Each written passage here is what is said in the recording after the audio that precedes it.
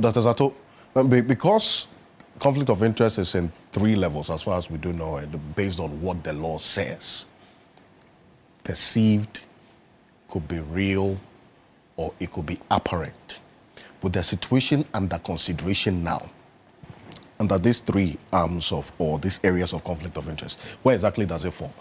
Yeah, thank you very much. And so this is it's a clear-cut issue, and it's as bright as daylight. No matter how you dissect this issue, no matter how you trisect, multisect it, no matter the spin you put on it, it reeks of serious conflict of interest.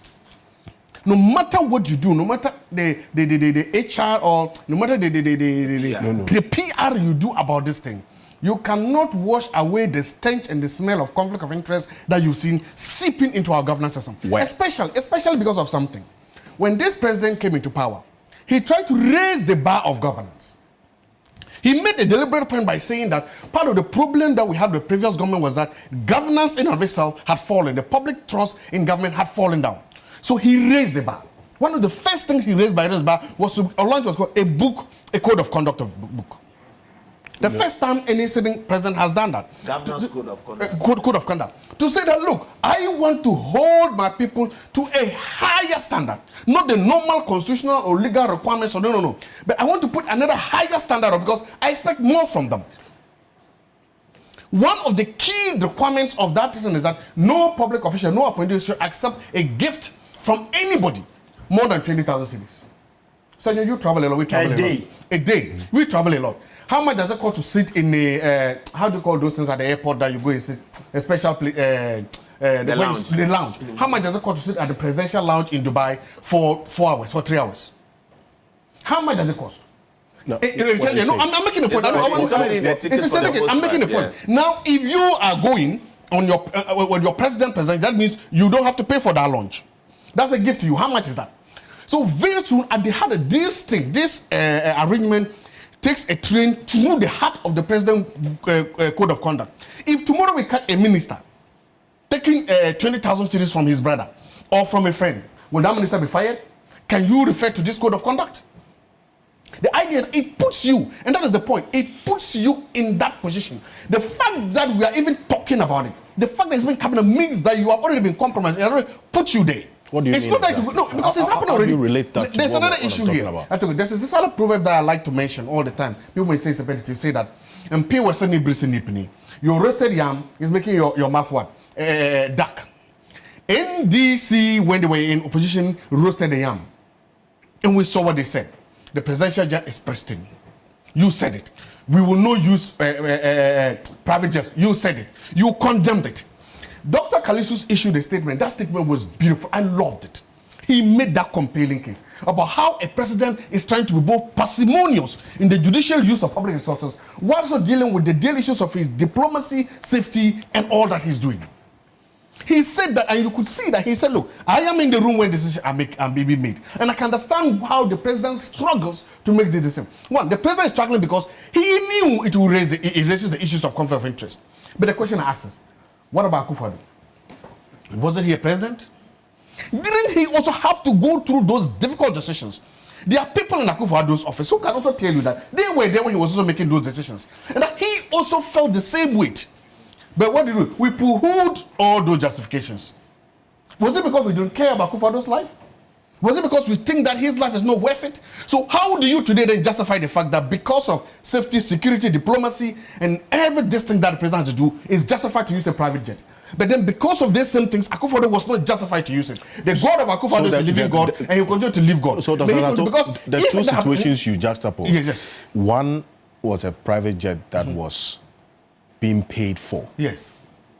And the other now is a private jet that belongs to the brother of the president being used for free, and the cost to the state is the fueling. Yes. So there are two different situations. So far, no, they're not different. Why Akufo-Addo was put in a position to use a private jet? That position was that the presidential was not fit. If it was, he would use it. The president is currently also being put in a position to use the jet because the president is not fit. The common denominator here we are being told is that the presidential is not fit. But that wasn't what we were told. We were told that it was in pristine condition. You came and you repaired it. How much did it cost to repair that presidential jet in France? You went to France, you repaired it, you brought it back. How much did it cost? In the name of transparency. How much did it cost? So if the fundamental, the bottom rock, the common denominator was that presidential jet was unfit, then Akufo-Addo was justified to. But if the common denominator it was fit and that he was being frivolous, then His Excellency too is being what? Frivolous. Either way, you cannot condemn one and then praise one.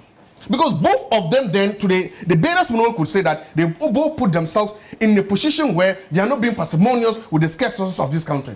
That is not what they were voted to do. My point is that the biggest problem we have is people trying to justify why the current president should and can use presidential jets. Meanwhile, the former president can't and shouldn't justify that. When you do that, you are being disingenuous and you are weaponizing hypocrisy. Either they shouldn't both use it, or they should use it sparingly, or you can then make that case that yes. The president goes on a presidential jet, and I'm coming back to the next thing. It you mean a private jet, not a president? Private jet. And that's the case. So right now, we have not even been told what is the current state of the presidential jet. It went to France. How much did it cost to repay it? Where is it now? What is being used for? I saw it in Takrady recently. Thank you. How come it's only the president who uses it and the vice president doesn't, or does she also use it? No, how do you make a statement that how come it's the president who only uses it? Do you know if the vice president? So far, other people use it. No, we've not been told as the vice president. It's not that you don't know. No, they've not been announced. That's transparency. That's part of the transparency issue we are talking about. We should raise it now. The fact that you don't know doesn't mean it doesn't happen. There are two different. No, so you can provide evidence show that they are suffering traveling outside. Have you for official discussion? Okay. So let's talk about the cost.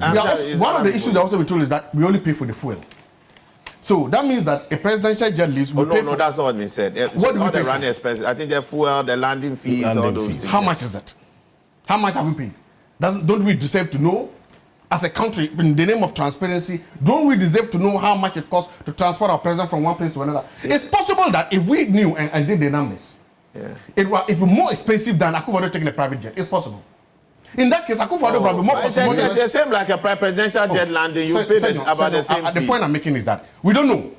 Do you know how much it costs? No, that would be material. Wait, I'm saying it's material. Because the plane is landing. You pay the fees. You do realize that you do realize that I chose not to heckle you when you're talking, right? No, but I think that if you are raising the issue, I'm saying that it's a matter that needs to be questioned. Yes. I'm saying that if so look, either way, I think that arrangement stinks. I think that we should stop it. I think that we should focus. We should focus and say that we need a presidential jet. And now something else has also happened. When Akufo-Addo said we need a new presidential jet, we said he was a lie. He was just trying to fly in the air and chill. But right now, we have all agreed, we've come to the realization that the country needs a presidential jet. Is there an issue to now invoke the attention and the powers of Shraj to look into regarding this matter that keeps coming up, the president's use of his brother's private jet, and which the minister in charge of government communications for the Kwachu also explained here that it's a temporary arrangement because of the absence of the presidential jet. And so the moment the process for procuring a new one is then done and we have it, then we resort to the use of what the state has procured. What's the issue there? But I thought that we were told that the presidential jet that the state owns was in pristine condition. We're not told that.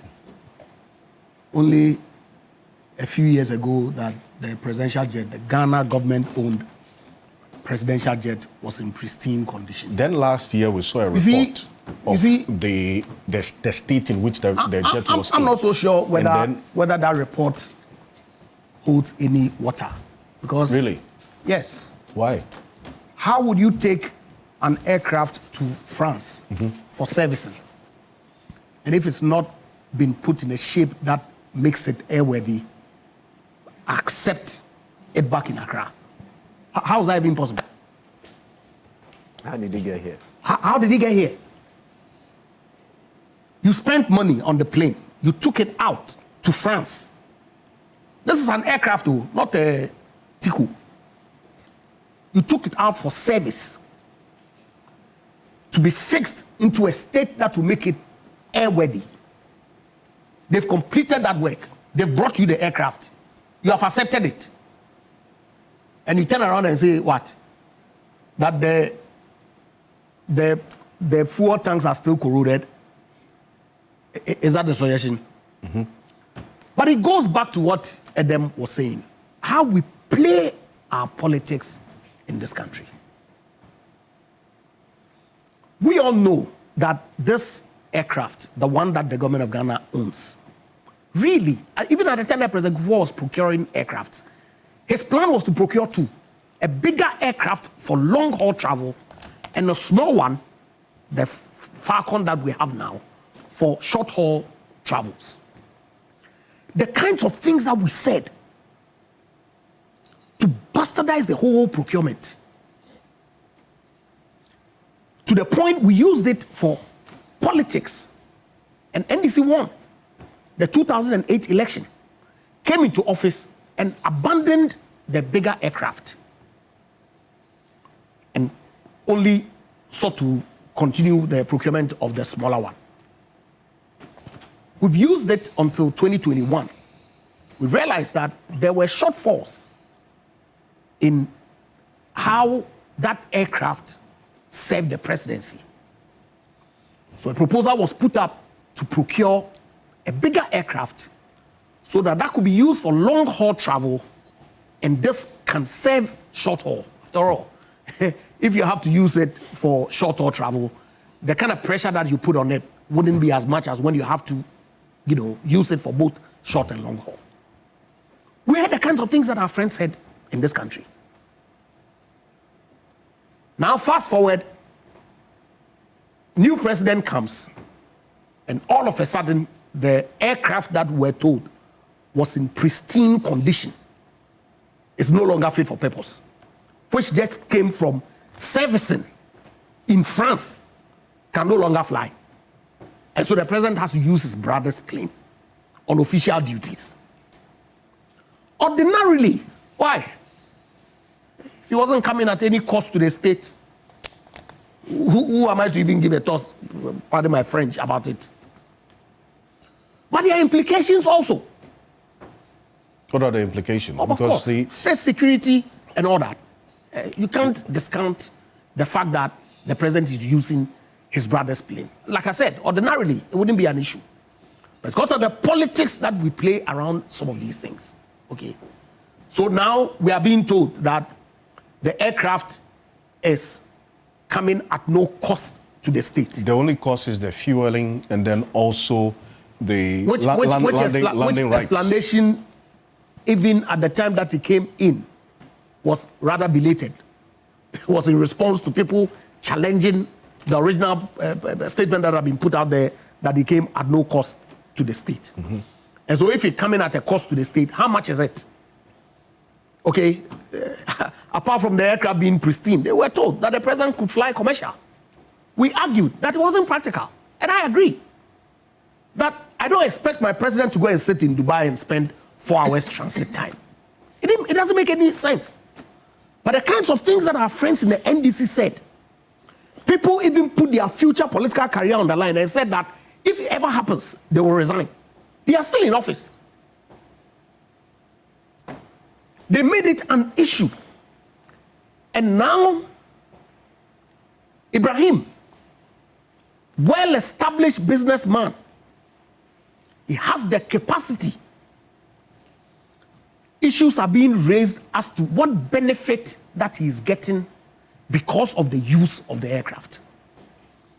Right? Mm-hmm. And so you would get the minority to respond in the manner that they are doing, to seek the constitutional body to then provide clarity on whether indeed and in fact this act of the president using his brother's plane, his brother who is benefiting or participating in government contracts, and legitimately so, he is a Ghanaian.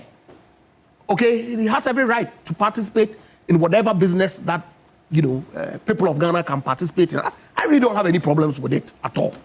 But the circumstances surrounding the use of the aircraft and the benefits that he's getting, and I'm sure we'll go into the detail of how the inconsistency in the communication from government itself is raising questions that has to be answered. So far, I haven't seen an actual conflict of interest. And let me explain this. I've heard a lot all of the scenarios? No, there is an apparent. Mm-hmm. Yes. There is an apparent. We've talked about transparency, legitimate issue of concern. That's not the same as conflict of interest in terms of technical definition. we've talked about hypocrisy and fairness. Fair enough to discuss that you said this that time, you are saying a different thing now. And I have said that the politicians should avoid weaponizing and demonizing technical concepts because it will come to haunt them. This is a good example. We dealt with one earlier. This is another example where we are, if we follow this trajectory too, intensely, in a few years, we'll come back to this discussion. Let me say this. Conflict of interest is not a vague, ambiguous concept. It has a definition. It is a situation where the personal interest of a person conflicts and compromises their public function or public decision-making. And so the test is, what is the public function or decision that has been compromised or impaired by a particular personal interest? So far, in terms of the minorities, whatnot, they have not been able to clearly define which public function has been compromised or impaired by these personal interests. And I'm saying that until and unless we are able to settle on those issues, we haven't yet gotten to the issue of potential conflict of interest or actual conflict of interest. But at apparent conflict of interest, yes, there's an appearance, something, it may be real or not real. They are entitled to that. And a good place to go and say, is something happening or not, is tried. So that is good for us. It expands good governance. It allows the presidency and everybody to be held accountable. I think it's a good way to approach it. But for the issue of potential conflict of interest, they need to define for us, is the president going to be sitting on the committee that decides on how the Mahama will go or come or not? Is he the one who is going to have the final say? And his decision being compromised? If you don't answer that, to connect the two will seem a stretch. It's tenuous at best. But a real connection, I cannot see it. So yes, at apparent conflict of interest, there is a likelihood. There appears that there might be something. Let's test it. The test is that the facts should show that there is a public decision, a public function that is being impaired or compromised by the personal interest of the president. It is the apparent realm of conflict of interest that Senor makes the point Which about. is fine. Makes the point about the optics, okay, which is also a big part of governance. And I like that, because what we are saying is that all public officers, which is what the Constitution says. However, not too long ago, we lost some of our family in a plane-related event. And as I've reflected, I was like, if I'm the president, and for whatever security reasons, I feel more comfortable with A rather than B, and maybe that's not yet in the public domain, it is something that all of us should keep in mind. I'm trying not to get into, this may be speculative, but I'm just saying that when we start talking about travel modes and security, and we may not have all the information, we should be cautious when we go down that trajectory. It's another place where let's not weaponize things that we should be cautious about, because you don't know what else they may be aware, what other factors are being considered. If they can be transparent on all those details, it helps all of us draw the right conclusion. But for now, as far as potential conflict of interest, which is more substantive, and actual conflict of interest, I don't see that we have reached there. And therefore, there's not a substantive issue on the table for me. And it is the charge investigation or inquiry Exactly. that would answer whether there is actually real conflict of Whether interest. there's potential or actual. Those are where potential you or are really actual. there, but apparent or apparent. I think the apparent, they are likely to say, yeah. I mean, once somebody is raising it, the optics are suggesting that. But that is not a crime.